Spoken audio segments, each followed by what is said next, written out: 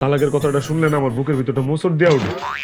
তোর যদি বুকের মধ্যে মোসরে দিয়া উঠে তাহলে তুই ঠিক মতো কাম করস না কেন, আয় রোজগার করস না কেন, ব্যান চালাস না কেন?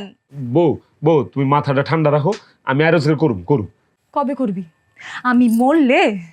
না না, এই যে এখনই যেতেছি দাঁড়াও, এখনই। আমি দেখা তোর লগে সংসার করি, বুঝছো না?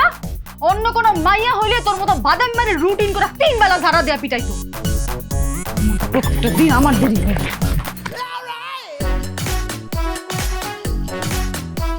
এই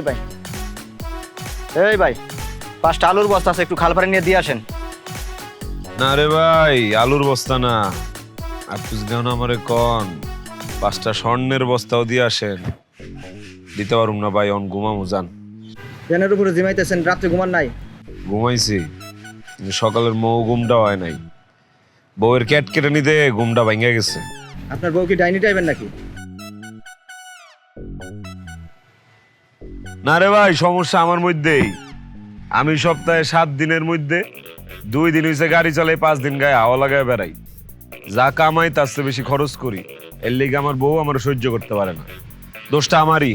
আপনি যে আলসা আপনার বউ ঠিকই করছে। আমার বউ হইলে সকাল বিকাল রুটিন করে পিটাইতো। এই মেয়ে, আপনি বইয়ের রচনা বন্ধ করে এখান থেকে যান। কইছি না যাইতে পারুম না?